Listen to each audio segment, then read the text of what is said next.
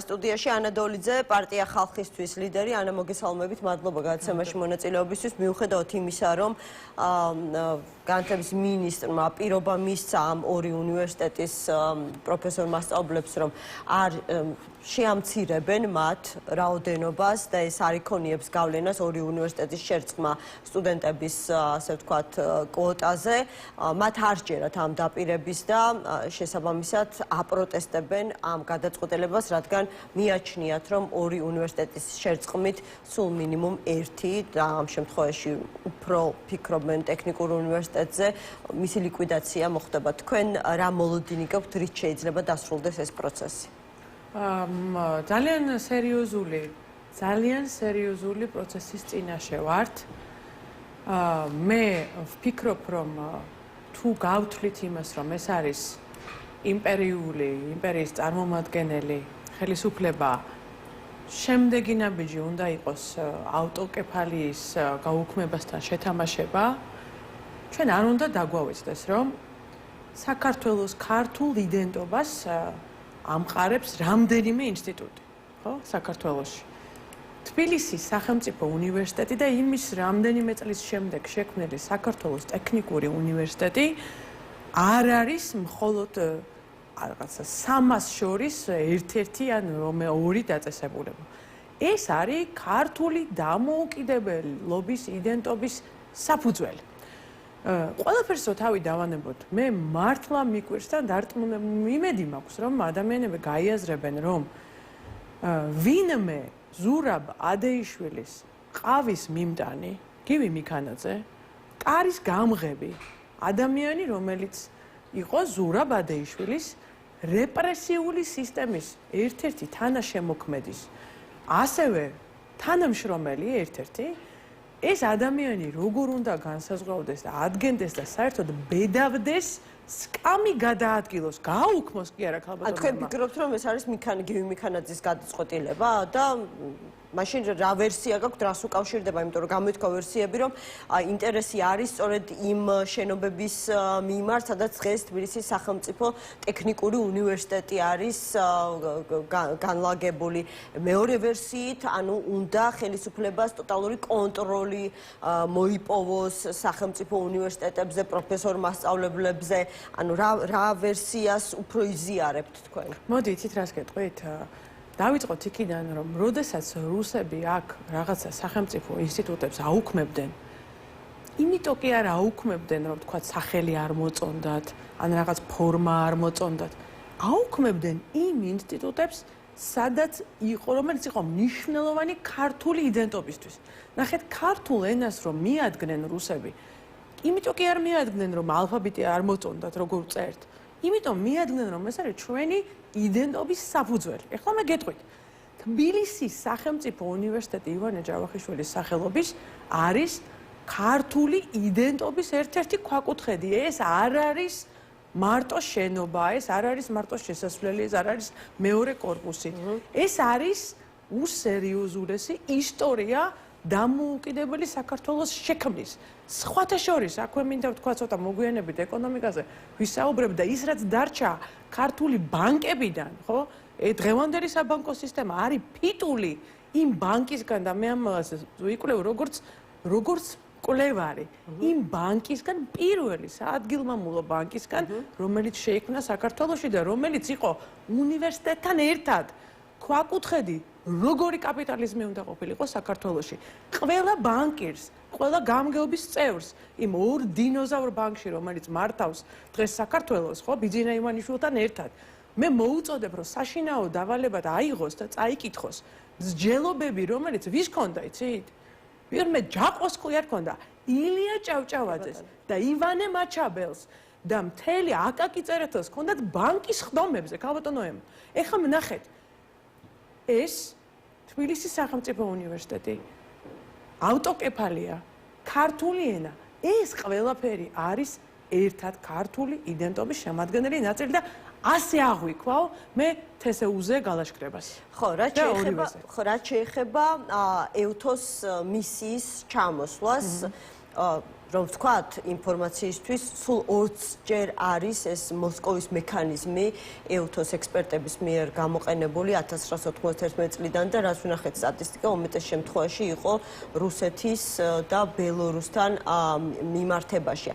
თქვენ რა მოლოდინი გაქვთ საქართველოსთან დაკავშირებით, აი როდის შეიძლება შეიკრიბოს უკვე დროში გულისხმობ ეგ დამოუკიდებელ ექსპერტთა ჯგუფი და საქართველოში ჩამოსვლის შემთხვევაში საიდან უნდა დაიწყონ დემოკრატიის უკუსვლის მიზეზების ძიება. ძალიან მნიშვნელოვანი გადაწყვეტილებაა. მე შეგახსენებთ, რომ შარშან არჩევნების გაყალბების შემდეგ მე ვიყავი პირველი, ეს შეგიძლიათ გადაამოწმოთ, როდესაც მოვითხოვეს საერთაშორისო გამოძიება. ეს იყო ერთ-ერთი მექანიზმი EUTOS-ი, მეორე სხვა საშუალებაც იყო. ბოლო ნახეთ, ესე იგი წელიწად ნახევარი და ცოტა მეტი დაჭირდა ამ შედეგის დადგომას, რომ მიიღებული იქნა გადაწყვეტილება, რომ დაიწყოს არის საერთაშორისო გამოძიება. ის რასაც ჩვენ ვითხოვდით. ქართული ოცნება არის მიყენებული რეალური არჩევანის წინაშე. ან უნდა უპასუხოს წარადგინოს მტკიცებულებები, დაუშვას ეს მისია საქართველოში, ხო, ექსპერტთა მისია, ან თავიდანვე უარი უნდა თქვას და როდესაც ჩვენ ადამიანები, რომლებიც ვიბრძვით საქართველოს დამოუკიდებლობისთვის და ევროპული არჩევანისთვის, როდესაც ჩვენ ვამბობთ, რომ მნიშვნელოვანია ანგარიშვალდებულება, აი ეს ანგარიშვალდებულება დადგა ახლა. უკვე უნდა გქონდეს პასუხი გაცემული ქართულ ოცნებას, ან ვის დონეზე უნდა იქნას გამოცხადებული ოფიციალური პასუხი EUTOS მისიის აი ამ გადაწყვეტილებაზე და ხომ არ გვიანდება დროში და რისი მომასწავლებელი შეიძლება იყოს ქართული ოცნების ლიდერების მიერ გაკეთებული განცხადებები. ანუ ერთის მხრივ ისინი ამბობენ, რომ ეს პოლიტიკური ინსტრუმენტია და რაღაცა საერთაშორისო პარტნიორებს სურთ, რომ ევრობიუროკრატებს სურთ, რომ არეულობის მიზეზი გაჩნდეს საქართველოში. მეორეს მხრივ ისინი ამბობენ, რომ მზად არიან საგამოძიებო მასალები მიაწოდონ იგივე აქციების დაშლისას გამოყენებულ ნივთიერებასთან დაკავშირებით და დღეს იხუმრა კიდეც შალვა პაპუაშვილმა, რომ მერე კოხორასავით იმართლონ თავი, რომ აი თვითონ შეცდენენ თურმე. იცით რა, ქვეყნის მონაცემებს თუ შევხედავთ, ნამდვილად არ მგონია, რომ ხელისუფლებაზე პასუხისმგებლობა ვისაც აქვს, სახუმაროდ აქვს საქმე. რამდენიმე ადამიანის დევნას და მათ სადა აქვთ რამე რეგისტრირებული ჯობია, ქვეყანაში არსებულ ვითარებას მიხედონ. საქართველოში ვითარება არის ურთულესი, გინდა კრიმინოგენური თვალსაზრისით, გინდა ქუჩაში უსაფრთხოებასთან დაკავშირებით. აი ხა მე ძალიან მნიშვნელოვანი საქმე გამოვბრძანდე და ახსნან, რატო არის შესაძლებელი, რომ ადამიანები ისე დაუცველები ვიყოთ, რომ ერთი წესიერი, მოწესრიგებული მასწავლებელი გიგა ავალიანი მას ასე პირადად გაუსწორდნენ რამდენიმე ახალგაზრდა. და ისე როგორ უცებ აფექტში კი არა, ანუ ეს საქმე გიგა ავალიანის საქმე, რომელზეც გვჭირდება ჩვენ ხელისუფლების პასუხები, საერთოდ არ მაინტერესებს ჩვენ თანამოქალაქეებს, აგერ სურსათის გამყიდვას, რომელსაც ხვალზე შეავიწროვებენ, იმიტომ რომ კობახიძემ მისი პატრონი დაიბარა და დავალ რომ დაწიეთო ფასებიო. იცით როგორ დაწევენ ფასებს ქალბატონო ემა ისინი? როგორ დაწევენ და თანამშრომლებს ავიწროვებენ. არაერთი ის ანუ გაქვთ უკვე კონკრეტული ინფორმაცია, რომ ფასების შემცირება რიტეილერებმა დაიწყეს თუ დისტრიბუტორებმა, ვისზე გაქვთ ინფორმაცია? რა თქმა უნდა. მე თანამშრომლების შევიწროვება რას ნიშნავს? ხელფასები შეუმცირეს თუ კადრები შეამცირეს? მე მინდა გითხრათ, რომ ყოველ დღე მაქვს რამდენიმე ათეულობით ადამიანთან საუბარი, თქვენ ხედავთ ჩემს სოციალურ ქსელში, ვაჩვენებ ამას, რომ ნახოთ, გარდა იმისა, რომ ათეულობით ადამიანის კითხვებს ვპასუხობ სოციალურ ქსელში. ის რაც ხდება აღმოვაჩინე მე მაგალითად ბაღებთან დაკავშირებით, ეს ხომ მშობლების მიერ მოწოდებული ინფორმაცია, ხო? მორიგი სისულელე და კორუფცია, რაც შემოიღეს საბავშვო ბაღებში და ახალი ტვირთი დაუმატეს მშობლებს, რომლებიც ისედაც გაწვალებულები არიან. თქვენ თემას დაუბრუნდები. დიახაც, ჩემ ბევრი ადამიანი მესაუბრები, მაქვს ინფორმაცია, რომ როდესაც აი ის დიდი კომპანიები, რომლებიც მოდებულნი არიან ხო საქართველოს ეკონომიკას მართავენ, ისინი საკუთარი მოგებათ არავინ არ ეუნება რომ მოგება მოიკელიო. იმათ ეუნებიან რომ შენ საიდანაც გინდა, მაგრამ გაჩვენე რომ ფასები დაწიო. და იცით როგორ აისახება ამ ფასების დაწევა? მე გეუბნებით, მათმა პატრონებმა უნდა შეამცირონ ხარჯი და ეს ხარჯი შემცირდება იმით რომ მიადგნენ თანამშრომლებს. გააფრთხილეს ნაწილი ითხოვენ სამსახურიდან, ამცირებენ, უმცირებენ სამუშაო საათებს, ადგილებს უზრდიან ზოგ სამუშაო საათებს და ზოგს თუმცა აცლიან. ორშაბათიდან ჩვენ ვიცით, რომ პარლამენტში დაიწყებს მუშაობას კომისია, ფასების შემსწავლელი კომისია და სამთავრობო კომისიისგან განსხვავებით საპარლამენტო კომისიის სხდომები, სადაც ასევე დაიბარებენ სექტორულად ბიზნესის წარმომადგენლებს, იქნება ღია და საჯარო. ჩვენ შესაძლებელია პირდაპირ ეთერში ვიხილოთ აი ეს კითხვა-პასუხის რეჟიმში ამ პროცესის ტრანსლირება. ანუ თუ ამ თანამშრომლობის შემცირების ხარჯზე გადაწყვეტეს ფასების შემცირება და დიდმა კომპანიებმა, ალბათ ამაზეც მოუწევთ ღიად საუბარი. მე მეეჭვება, იმიტომ რომ როდესაც ქვეყანაში არის კანონი, სადაც ადამიანს ტროტუარზე დგომისთვის აკავებენ, მე ძალიან მიამიტი უნდა იყო ადამიანი, რომ გეგონოს, რომ იქ შექმნილი ან რაიმე კომისია, ან რაიმე დებატი განაპირობებს თავისუფალ აზრის გამოთქმას. ესეთი რაღაც არ არსებობს. საქართველოში თქვენი საქმე, ჩემი საქმე, რასაც მე ვაკეთებ, თუნდაც ჩემი გუნდი აკეთებს, ეს ძალიან სერიოზულ რისკთან არის დაკავშირებული. ხო ვიცით, რაც შეეხება ფასების შემცირებას, დაბარებებით ფასების შემცირება არ ხდება. ფასების შემცირება ხდება წარმოებით. საქართველოში წარმოება სულს ღაფავს, მიაქვს სურსათი რუსულ პროდუქციას, მიაქვს და რასაც ვაწარმოებდით, ისიც იღუპება, იმიტომ რომ მიაქვს შემოტანილ პროდუქციას ყველაფერი. ჩვენ თავიდან ბოლომდე დამოკიდებული ვართ იმპორტზე. არავის არაფერი არ გაუკეთებია, რომ დამზადებულია საქართველოში არსებობდეს ჯერ ეს ერთი და მეორე ეს არის ხელფასები. არ შეიძლება რომ 10 წელი ადამიანებს ერთი და იგივე ხელფასი ჰქონდეთ და არ არსებობდეს ხელფასებთან დაკავშირებით ხალხის ახლა საპარლამენტო საკანონმდებლო ინიციატივა აქვს გახარიას პარტიას, არა და თქვენც სხვებთან ერთად ძალიან სკეპტიკურად უყურებდით მათ როლსა და ეფექტურობას საკანონმდებლო ორგანოში. სხვათა შორის გახარია ჯერ კიდევ პრემიერი იყო, როდესაც მე დავაყენე ეგ ინიციატივა, რომ საქართველოში შემოღებული ყოფილიყო მინიმალური ხელფასის შესახებ კანონი. გახარიას პრემიერობის დროს საქართველო შევიდა ყველაზე უფრო მეტად ვალაუვალი ქვეყნების სიაში, სადაც ცხოვრობენ რეკორდული მაჩვენებელი ადამიანებისა, რომლებიც ვალს ვერ ისტუმრებენ, იცით? მისი პრემიერობის დროს მოხდა ეს. მისი პრემიერობის დროს და შემდეგ პარლამენტში მას გუნდი ყავდა დიდი ხანია. როდესაც მე დავაყენე წინადადება, რომ შემოვიდეს მინიმალური ხელფასის შესახებ კანონი და 1000 ლარამდე ავიდეს მინიმალური ხელფასი. ყურიც არ შეუბერტყია.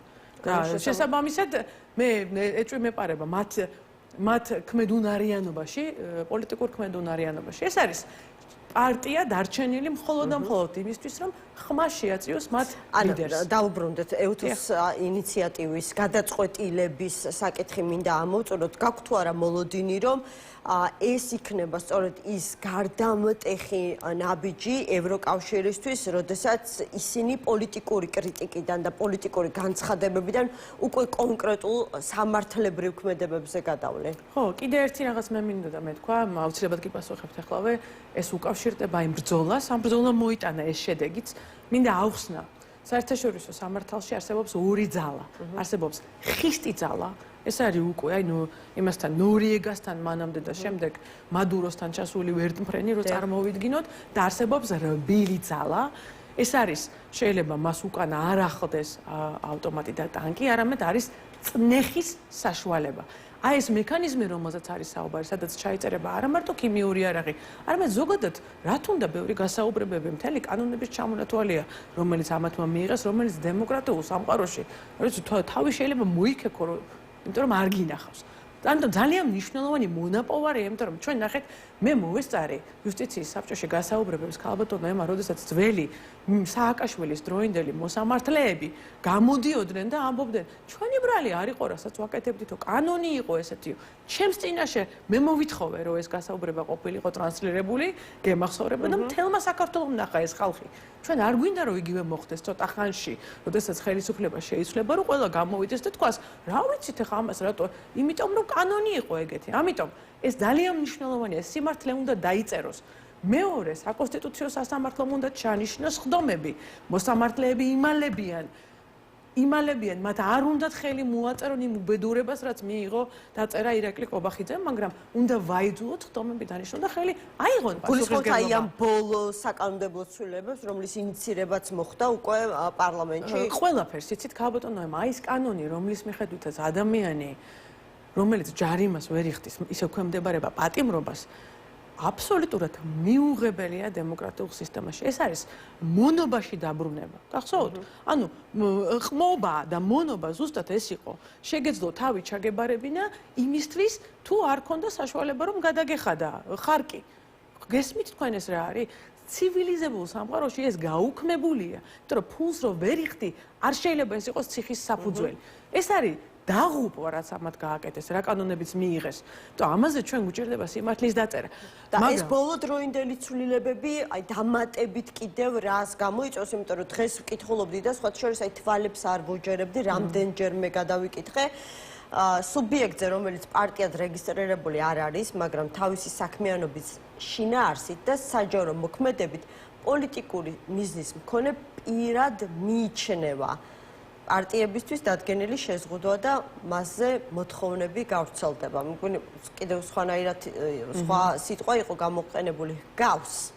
ანუ პოლიტიკური პირი, რომელიც არ არის პოლიტიკური სუბიექტი, მაგრამ გავს პოლიტიკურ სუბიექტს. აი ძალიან საინტერესო, თქვენ იურისტი ხართ, საკმაოდ დიდი გამოცდილებით, მათ შორის ახალგაზრდა იურისტთა ასოციაციაში იცავდით, ხო, მოქალაქეების უფლებებს. ეს სიტყვა გავს ზოგადად იურისპრუდენციაში რაიმე მტკიცებითი ტვირთის მატარებელი თუ არის ეს მაინტერესება. მე გამიკვირდა აი ამ კანონპროექტის შინაარსი სუფთა იურიდიული თვალსაზრისით.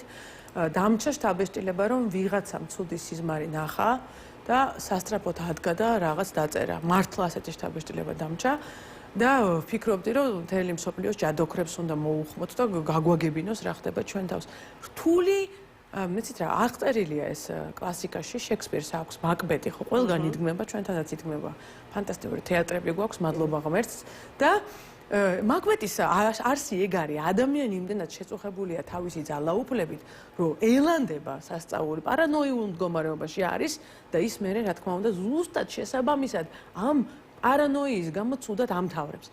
და გულისხმობ ამას უბრალოდ სერიოზულ ნერვიულ საქმეს სამედიცინო თვალსაზრისით არ გულისხმობ. ხო, არ ვიცი ვინ როდის დაამთავრებს ქალბატონო ანა, მაგრამ როდესაც ეს კანონი შევა ძალაში, აი ადამიანების რამდენად ფართო სპექტრზე შეიძლება გავრცელდეს სწორედ ეს ჩანაწერი, რომ მიამსგავსონ, ანუ მისი საქმიანობა პარტიულ პოლიტიკურ საქმიანობას და ამის გამო მას მოსთხოვონ იგივე წესებით და რეგულაციებით მოქმედებაში დააჯარიმონ, შემდეგ შესაძლებელია უფრო მკაცრი სახდელიც დააკისრონ, როგორც ეს მოეთხოვებათ არსებული კანონმდებლობით პოლიტიკურ პარტიებს.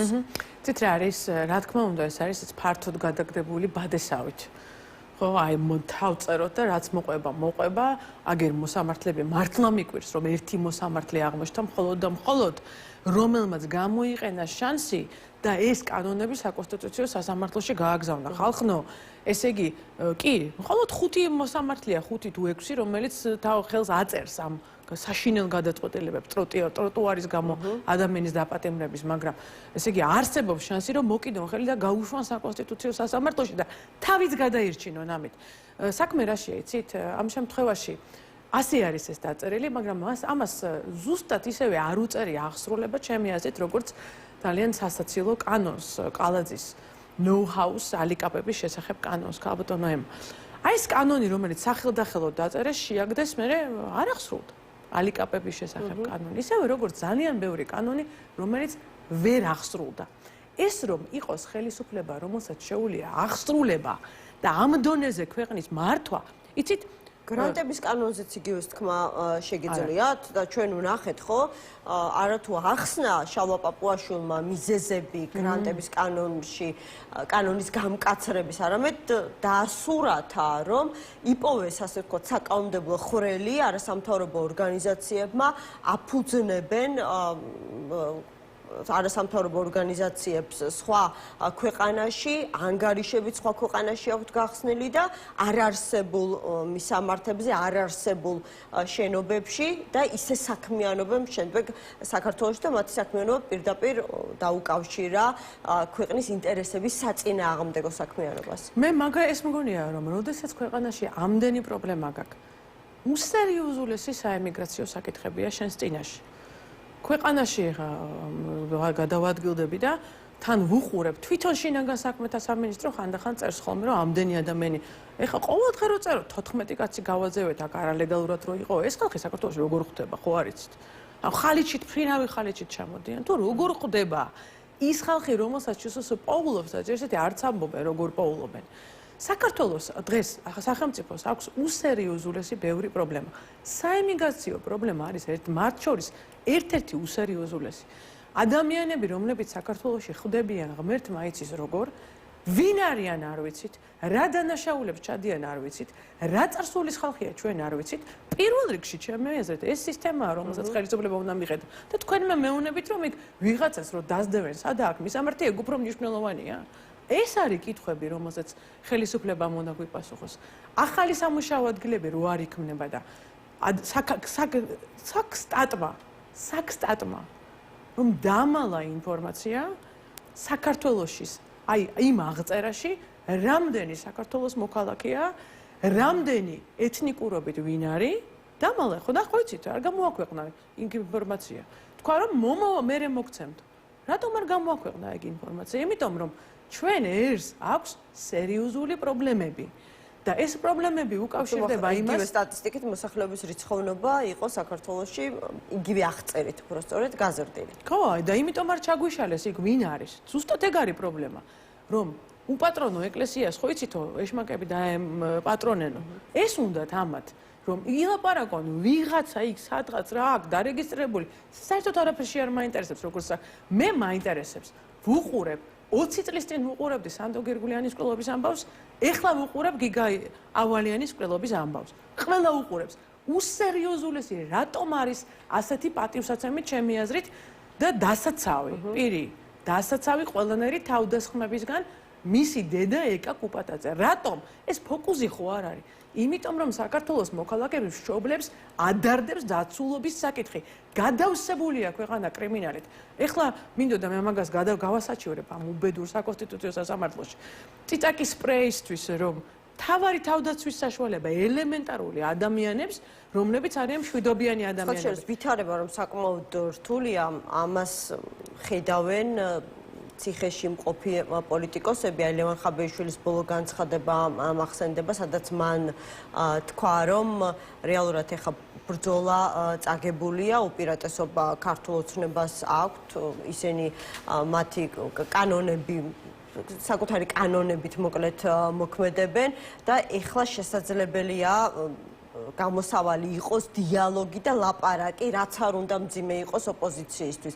თქვენ ხედავთ დიალოგს მოლაპარაკების მაგიდასთან, დასხდომის სივრცეს ქართულ ოცნებასთან, თუნდაც თუ ერთ-ერთი მთავარი საკითხი სწორედ პატიმრების გათავისუფლება იქნება.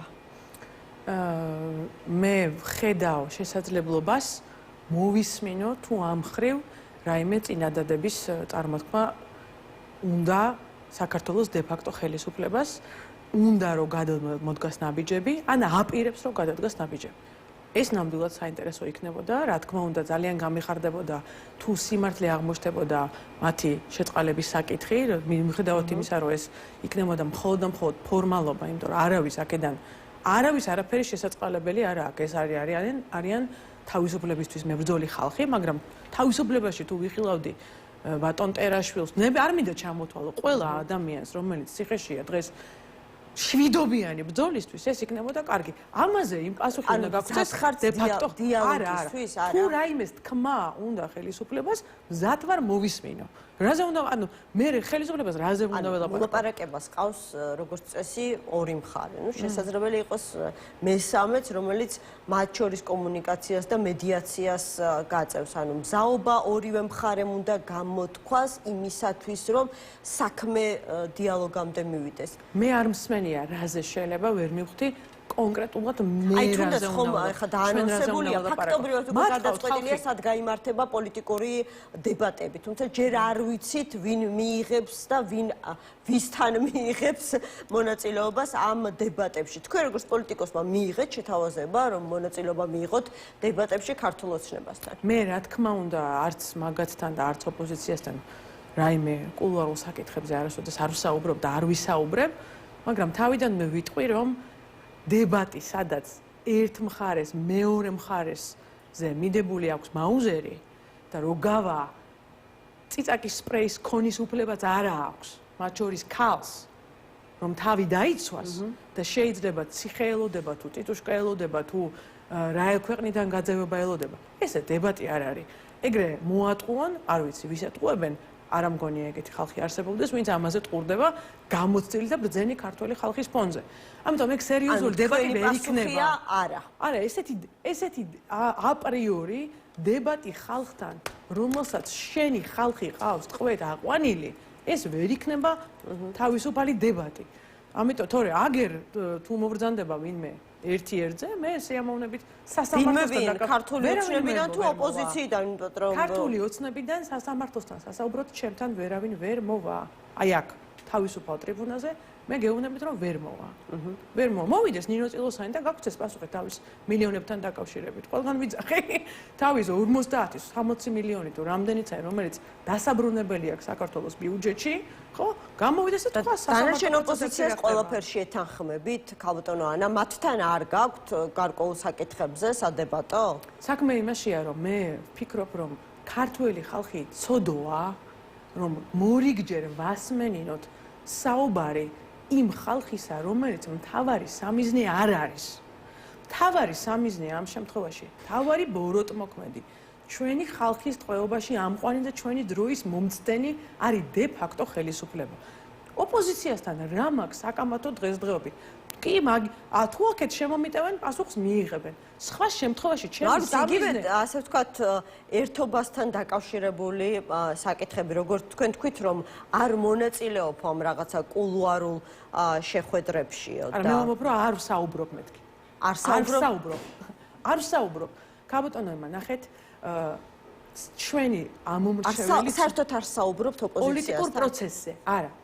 პოლიტიკურ პროცესზე საუბარი თვის საქართველოს მოქალაქეები მეწოდებიან, მე კონკრეტულად ეგეთი პოზიცია მაქვს.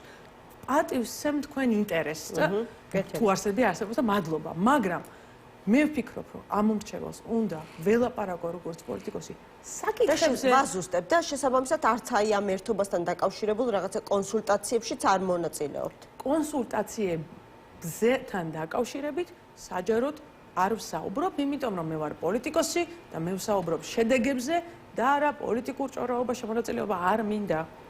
ხო, მაშინ გამოდის რომ ისინი ვინც საუბრობენ, ჭორაობენ. ყველას თავისი გზა აქვს დადგენილია ჩვენი წამსით. მადლობა. ანა დოლიძე, პარტია ხალხისთვის ლიდერი იყო ჩვენი გადაცემის სტუმარი და ერთ-ერთი მთავარი თემა მიმდინარე